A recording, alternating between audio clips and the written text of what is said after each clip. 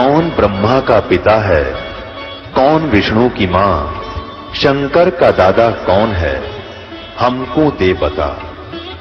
ये जानने के लिए कृपया सुनिए। जगत गुरु तत्वदर्शी संत रामपाल जी महाराज के अमृत वचन सर्व पवित्र धर्मों के पवित्र शास्त्रों के आधार पर। परम पिता परमात्मा पूर्ण ब्रह्म सर्व सृष्टि रचनहार कबीर परमेश्वर कबीर साहिब जी की असीम रजा से आप सभी पुण्यात्माएं सत्संग सुनने के लिए उपस्थित हुए। सत्संग में आने से प्राणी को ज्ञान होता है। सत्संग में ये जानकारी दी जाती है, मानुष जन्म दुर्लभ है, मिले न बारंबार, तरवर से पत्ता टूट गिरे वो बोर न लगता डर।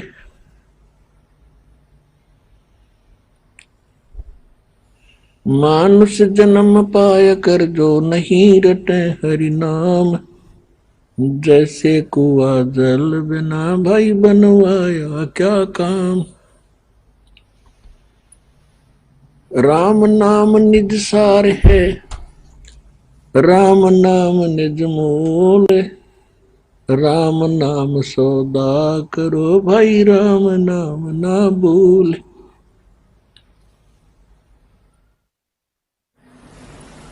दुख में सुमरण सब करें, सुख में करे ना कोई, जय सुख में सुमरण करे तो दुख कहे को होवे।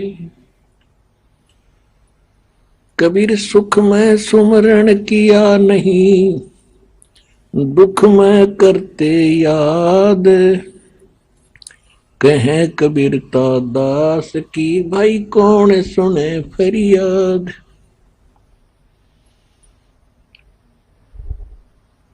राम रटत कन्या बली, साकिट भलो न पूत, छेरी के गल में गल थना जिसमें दूध ना मूत।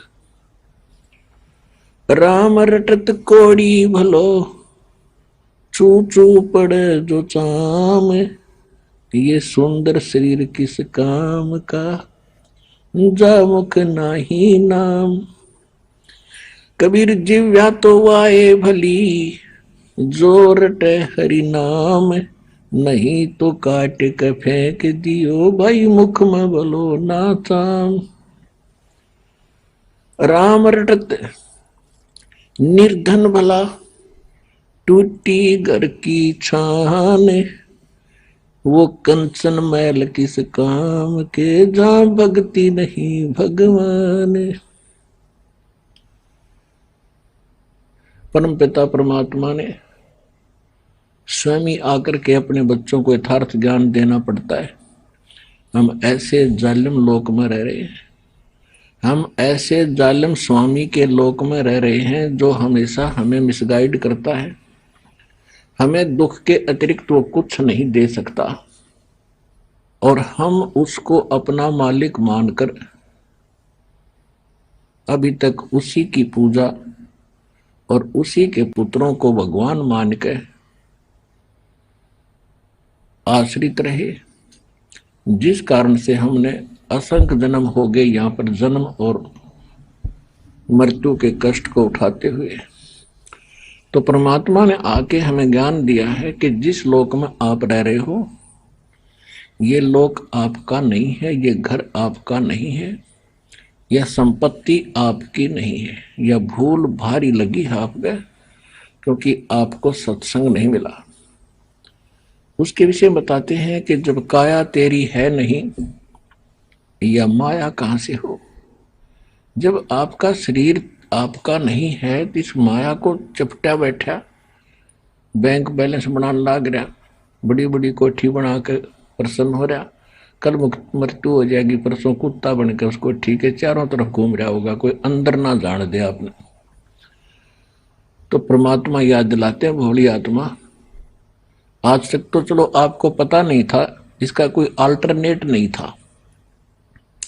अब तो अल्टरनेट पता लग गया कि एक ऐसा स्थान है जहां हम पहले रहा करते थे, हमारी जन्म मृत्यु नहीं होती थी, हम वृद्ध नहीं होते थे, और ऐसा ही हमारा परिवार है वहां पर। जैसा यहां जुड़ गया, आज आपके बेटा बेटी हैं या माता पिता हैं, क्या आप पहले जानते थे इनको? आपके घर आते गए, ममता मोह बन गई, अपने से लग गए, अपना परिवार बन गया। लेकिन ये तो अपना है नहीं, कल मृत्यु हो जा, पूरा परिवार नाश हो जाए 1 मिनट में। ये पीछे केदारनाथ के ऊपर कैसा जुल्म हो गया था, एक के घर के 4-4 सदस्य मर गए, पूरा पूरा परिवार नष्ट हो गया। तो ये अपना है नहीं। लेकिन जब तक आप यहां हैं, ये ऐसा समझो कि हम एक किसी उद्देश्य को लेकर के हम एक कमरे में रह रहे हैं, एक मकान में रह रहे हैं। जैसे बच्चे कहीं स्टडी करने जाते हैं या कोई मजदूर मजदूरी करने जाते हैं, तो कई कई जने एक क्वार्टर में रहते हैं, मिलकर रहते हैं, प्यार से रहते हैं, इकट्ठा खाना बनाते हैं, सारा कुछ करते हैं। तो ये तो इतना ही साजबाज है आपका कि आपका इन बच्चों का कोई संस्कार है पीछे का। और ईद वो किस्मत वाले बच्चे हैं जिनका पूरा परिवार मालिक से जुड़ जाएगा। आपके बच्चे सुरक्षित रहेंगे, आजीवन आपके साथ रहेंगे जब तक आपकी मृत्यु नहीं होगी। और मृत्यु के उपरांत फिर सारे के सारे सतलोक चले जाएंगे। ऐसे ही धीरे धीरे वहां आपका परिवार बन जाएगा। और अब वो सुख तो यहाँ कोई उदाहरण भी नहीं है जो वहां के सुख को यहाँ वर्णन कर दे। तो वहां सुख है, और जो आपको वहां पर आनंद होगा जिस प्रकार आप वहां रहोगे। तो यहाँ कितना ही कोई धनी हो, चाहे कितनी उच्च पोस्ट हो, उसका तो 1 सेकंड का भरोसा नहीं कब मृत्यु हो जाए। तो पहले तो ये बात आपके दिल में इस सत्संग के माध्यम से जचाई जाती है, विश्वास दिलाया जाता है कि ये लोक आपका नहीं है, यहाँ आपका स्थायी स्थान नहीं है। और ये आपको भी आसानी से पता हो जाएगा ये ज्ञान सुनते। पहले तो वैसे ऊपरले मनते, हाँ भाई एक दिन सब ने मरना है, हमने मरना है। लेकिन अब ये होगा कि मरना तो बात अलग है, वो तो यूनिवर्सल ट्रूथ है, सब ने पता है। लेकिन मर के हम जाएंगे कहाँ? ऐसे स्थान पर जाएंगे जिसकी आज तक ऋषि महर्षियों को भनक भी नहीं लगी, और आसानी से जाएंगे। इन परिवार के अंदर रहते हुए हम भक्ति करके सतलोक जाएंगे। और परमात्मा ने हमारे लिए यही एक उदाहरण दिया था कि स्वयं वो परमेश्वर 120 वर्ष तक एक गृहस्थी की तरह रहे, अपना कपड़ा बुनकर दुल्हे का काम करके, और दुल्हा गरीबों में रहे, निर्धनों में। एक तो हमारी ये फर्क निकालनी थी कि हमने ये मान रखा था कि उस समय क्या था कि ब्राह्मण वर्ग ही अपने को भक्ति करने और ग्रंथ पढ़ने का अधिकारी मानता था, और सबने यही मान रखा था कि यो काम तो इन ऋषि महर्षि ब्राह्मणों का ही होता है, हमारा तो यही काम है, बच्चे हो गए इनकी परवरिश कर दे, फिर मर जाएं वैसे कि इनको पाल पोस के। तो परमात्मा ने प्रथम तो ये उदाहरण दिया कि भक्ति ऐसे भी हो सकती है, ब्राह्मण भी कर सकते हैं, आप भी कर सकते हो, ऋषि भी कर सकते हैं, यदि मार्ग ठीक हो, नीत साबित हो तो भक्ति सफल होती है। तो इस बात को परमात्मा बताने के लिए आए, और फिर ये बताया कि कति गरीब से गरीब, परमात्मा का बताना चाहते थे कि मेरे से गरीब कोई नहीं हो सकता। कपड़ा बुना, कोई मेहनताना आ गया, आटा नमक ले आए और बना के खा लिया। और फिर ये बताना चाहते थे कि ऐसे भगत पर जो ऐसे सच्ची श्रद्धा से मेरी भक्ति करेगा, उस पर किसी प्रकार का भी कोई आपत्ति आ जाए, मैं भगवान खड़ा पाऊंगा उसके लिए, उसको किसी प्रकार की आपत्ति नहीं आने देगा। तो भगवान हम इसलिए खोजा करते थे कि हमें जरूरत पड़े भगवान खड़ा पावे। तो वो परमात्मा इस साधना से, इस प्रकार की क्रियाओं से, ऐसे रहने से, जैसे परमात्मा स्वयं आकर के रहकर दिखा कर गए थे, ऐसे जो रहेगा अपने परमात्मा जो देता है उसमें संतोष करे, सबसे पहली ये बात है। क्योंकि हम यदि एक से बड़े साहूकार को, धनी व्यक्ति को देखकर उसकी रीस करेंगे तो हम घने पाप करेंगे, भगवान से दूर हो जाएंगे। और फिर यहाँ पर एक सेकंड का किसी का भरोसा नहीं, कब मृत्यु हो जाए। तो इस दृष्टिकोण से भक्तों ने संसार को देखकर नहीं जीना होता, परमात्मा के ज्ञान को आधार मानकर उस पर चलना होता है, तभी सफलता मिलती है। शारीरिक कष्ट भी दूर होंगे, आपकी रक्षा भी होगी, आपके किसी प्रकार का कोई काम होगा वो भगवान आपको पहले किए पाओगा, आप पीछे पहुंचोगे और फिर मोक्ष मुक्ति होगी, सतलोक चले जाएंगे और जहाज में बैठा के भगवान आपको सतलोक छोड़ के आएगा।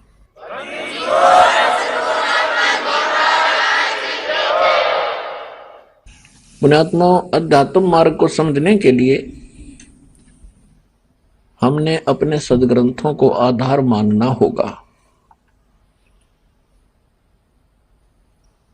और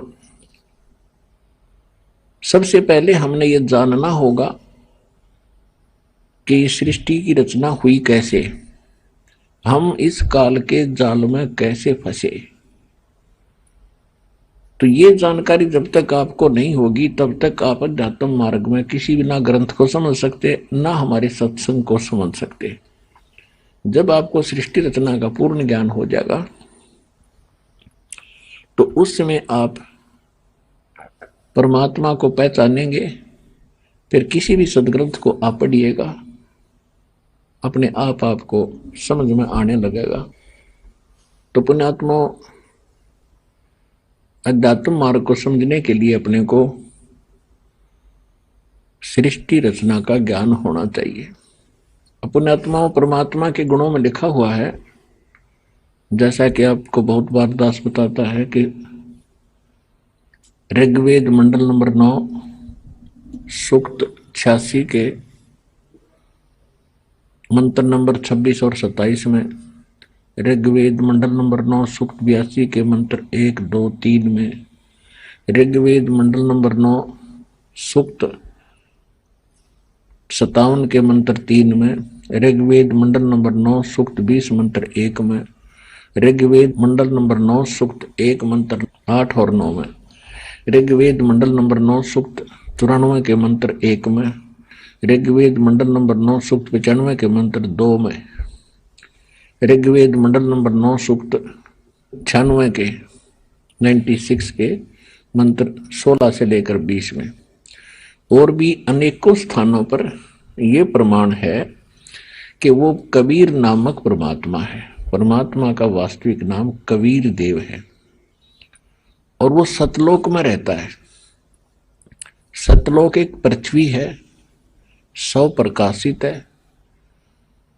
और जैसे आप कभी रेत देखते हो, जमुना सैंड देखा होगा, उसमें से चमक सी निकलती है, सितारे से दिखाई देते हैं, उस रेत के अंदर कण होते हैं चमकीले से। ये तो एक एग्जाम्पल है। वो सारी ही पृथ्वी ऐसी है और उपजाऊ बहुत है। तो ऐसी वह पृथ्वी है, सतलोक है, और वहां परमात्मा मनुष्य दृश्य शरीर में रहते हैं। बहुत बड़े गुंबज के अंदर गोल गोल स्ट्रक्चर है और सफेद कलर का है। परमात्मा वहां एक सिंहासन के ऊपर जैसे राजा विराजमान होते हैं ऐसे बैठे हैं। उनके सिर पर मुकुट है, ऊपर एक बहुत सुंदर सफेद छत्र है। वही परमात्मा अन्य हल्के तेज का शरीर बना के, क्योंकि वहां परमात्मा की बॉडी का जो प्रकाश है पूरे शरीर का बहुत ज्यादा है। एक रूम माने एक बाल बोलते हैं रूम को। एक रूम की इतनी शोभा है, करोड़ सूर्य मिला दे, करोड़ चंद्रमा, फिर सारे शरीर का कितना प्रकाश होगा। तो इतनी वो परमात्मा यदि एज इट इज आ जाए न्यू का न्यू अपने उसी तेजों में शरीर में, तो हमारी चरम दृष्टि उनको देख नहीं सकती। जैसे उल्लू सूर्य उदय होने के बाद कुछ देख नहीं पाता, तो उसके सामने हमारी यह चरम दृष्टि ऐसे बंद हो जाएगी। इसलिए परमात्मा अपने शरीर को सरल करके, अपने रूप को सरल करके आता है। तो वो परमात्मा आके ज्ञान देते हैं, अच्छी आत्माओं को मिलते हैं और उनको अपने से परिचित कराते हैं। फिर वो प्यारी आत्मा परमात्मा की आंखों देखी महिमा का गुणगान अपने मुख कमल से किया करते हैं। इसके लिए परमात्मा कहते हैं, चारों युग में संत पुकारे और कूक कहा हम हेल रे, हीरे माणिक मोती बरसे और ये जग चुकता ढेल रे। कि चारों युगों में मैं आता हूं और अच्छी आत्माओं को मिलता हूं, और जो मुझसे परिचित हो जाती हूं प्यारी आत्माएं, फिर मुझे सतलोक में देख के और ऊपर सतलोक को आंखों देख करके फिर अपनी वाणी से वो उच्चारण करते हैं, ज्ञान बताते हैं, और मैं भी आता हूं तब मैं भी ज्ञान सुनाता हूं। तो पुण्यात्माओं, आपका सौभाग्य कि आपको सत्यनारायण कथा सुनने को मिल रही है। पहले हम सत्यनारायण कथा किसको माना करते थे? विष्णु जी को सत्यनारायण मान रहे थे। सत्यनारायण का अर्थ होता है अविनाशी परमात्मा, लेकिन विष्णु जी तो नाशवान है, ये स्वयं कहते हैं। नारायण का अर्थ होता है जो जल के ऊपर आकर विराजमान हो, उसको नारायण कहते हैं। और सत्यनारायण अविनाशी नारायण। तो विष्णु जी को इसलिए नारायण कहने लगे कि शेष नाग की सैया पर ये विराजमान होते हैं, लेकिन ये तो सत्यनारायण नहीं है। नारायण जरूर है क्योंकि जल के ऊपर विराजमान है। सत्यनारायण सत्य पुरुष, सत्य साहेब, सत्य कबीर है। और वो जब भी आते हैं, जब शिशु रूप धारण करके लीला प्रत्येक युग में करते हैं, तो कमल के फूल पे, कमल का फूल जल में होता है, सरोवर के अंदर होता है, उस पर आकर नवजात शिशु का रूप धारण करके विराजमान होते हैं, जिस कारण से वो नारायण कहलाते हैं। और वो सत्य है, अविनाशी है, इसलिए उनको सत्यनारायण कहा जाता है। तो सत्यनारायण वो सत्य पुरुष है। सत्य पुरुष कहो, सत्यनारायण कहो, और अमर पुरुष कहो, परम अक्षर ब्रह्म कहो, परम अक्षर पुरुष कहो, ये कबीर परमात्मा के लिए ही ये शब्द प्रयोग होते हैं। तो अपने विधान अनुसार वो परमात्मा क्या कहते हैं? गोता मारू स्वर्ग में जा बैठूं पाताले, गरीब दास ढूंढता फिरूं अपने हीरे मोती लाले।